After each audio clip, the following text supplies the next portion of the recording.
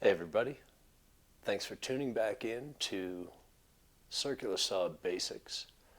We're going to go through some cuts and different techniques. It's going to be simple. It's hard to cover everything, and I'm making the videos a little shorter, so it's hard to cover everything. Please like and subscribe. Put anything in the comments if you have some constructive criticism. Try to keep it pleasant, and yeah, if you have any ideas, I'd like to make the channel a little bit more fun. I'd like to make it more interesting and put out what people would like to see. But I need some feedback to do that. So feel free to comment and let's get going.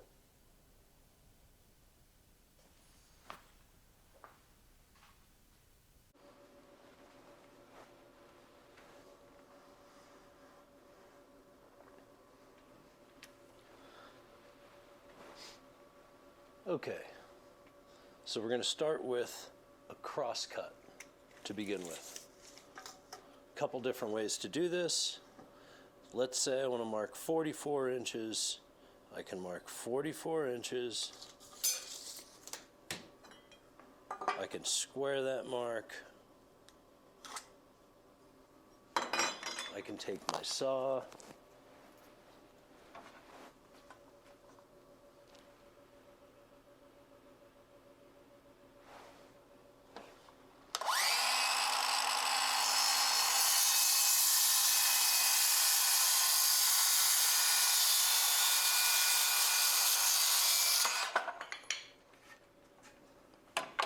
That's a cross cut. Another way to do it is to make your mark. Let's go another 1.5 inches back.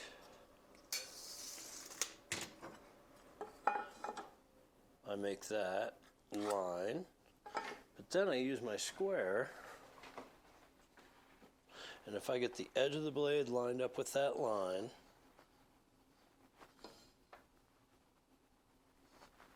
now,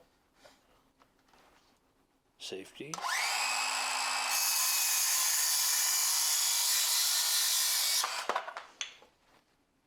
Yeah, that rolled a little because I'm near the end of the board, but you get a much straighter cut if you're using this. And one way to save time, if I know I'm going to use my square, I can go along this edge of the board, go to here, make my mark right there.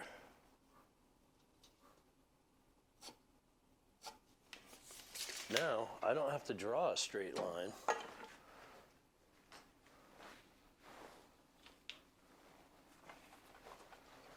Take my saw, get it set up to my mark.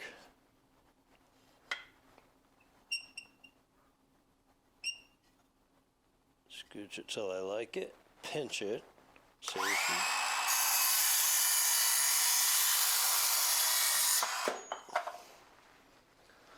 And that saved me a step. Now if I want to cut a miter cut, that would be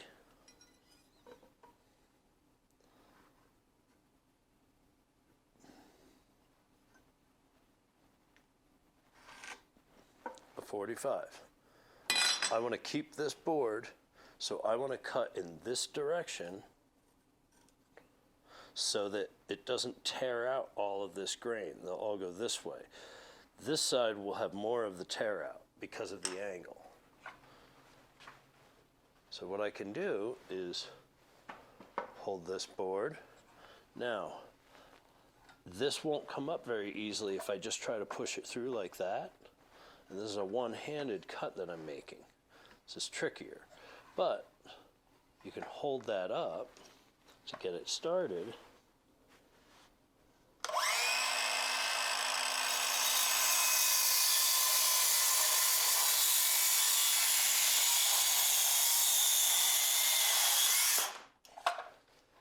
That's a miter cut. Another way to do that is to clamp the board down. Then you can hold the guard up and grab it and use two hands on the saw. You can also take some saws with a pencil. You can can put a carpenter's pencil in there and it'll hold this back. There are different ways to do it. They can be dangerous, so you have to be careful about pinning that too much.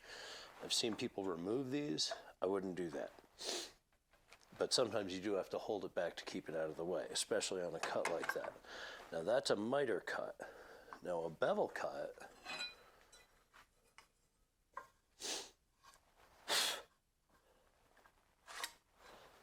that's a plain miter cut. Now this is a bevel cut where, let's say we roll this saw to a 45-degree angle.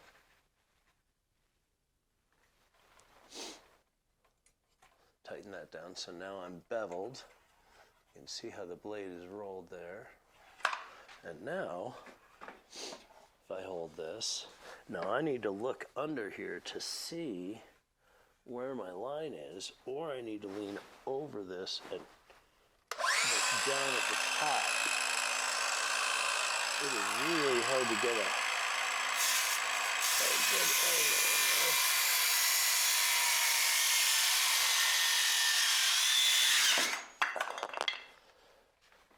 there. That's tricky. That's a hard one to see on that saw. But now what you've got is what I call a bevel cut, where the angle is going this way as opposed to a miter that's going this way. Now we have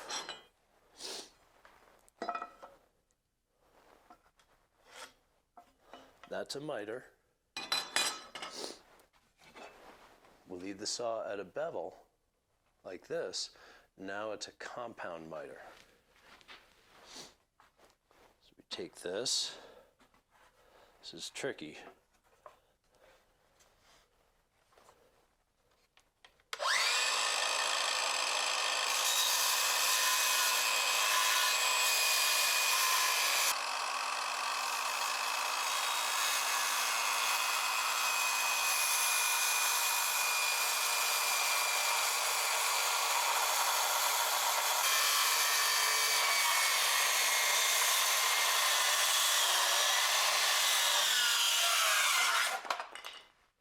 Whew.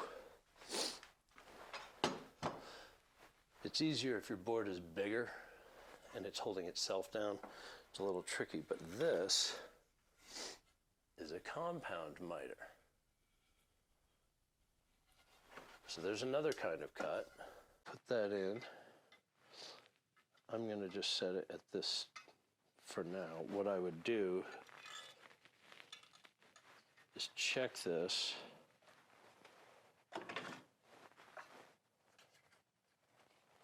By measuring from the blade to this fence, and that would give me my distance away from the edge of the board. This one doesn't matter since we're just doing a sample, so I'm going to show you. You would put the rip fence against here.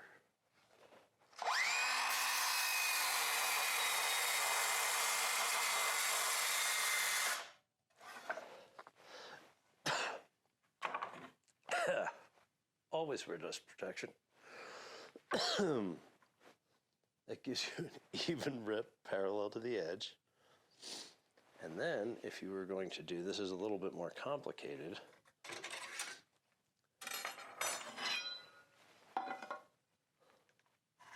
If I wanted to do a rip,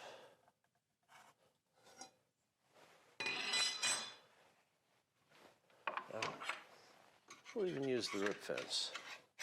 Put it back about where it was, around 1.5 inches.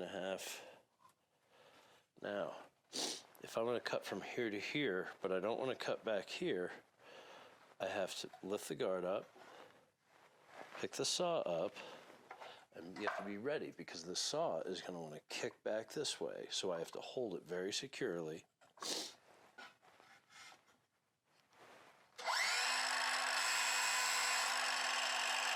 And I want this to land about where the back of the blade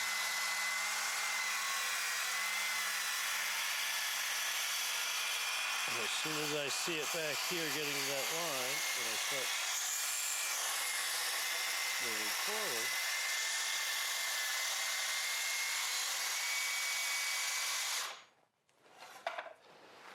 Now you can stop that.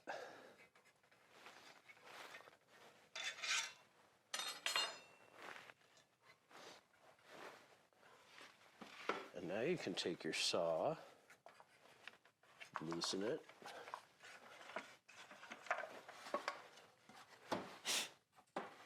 I can set it to this depth.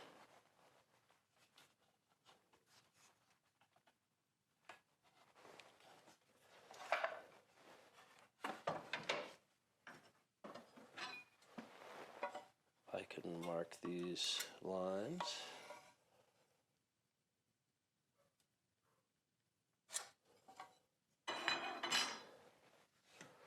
And now I can even use my square, make these cuts.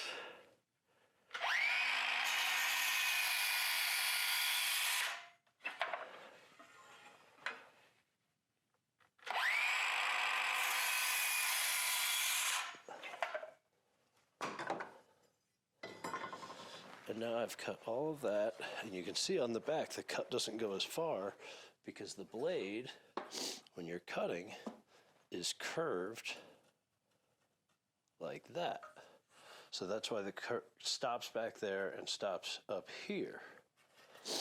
Now if I have a jigsaw, I can finish that cut, and take this piece out, and I've got a notch in it. So that's a few different types of cuts you can make with the circular saw. And it's a pretty useful piece of equipment that you're going to use a lot if you're doing any building. And you want to be safe about it. Always wear your safety glasses. Hearing protection, key. And always be aware, keeping your fingers clear, making sure your depth is set correctly. Ideally, this gullet right here is at the bottom of the board. This is a little bit shallow right now, but I would set it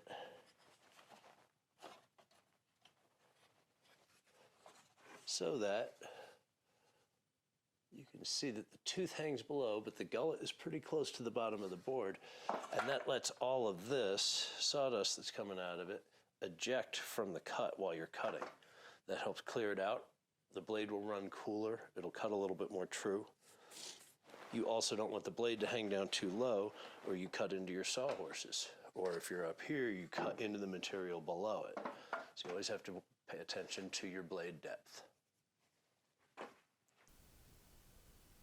Well, thanks for watching. Hope you enjoyed the video, and hope you can join us again next time.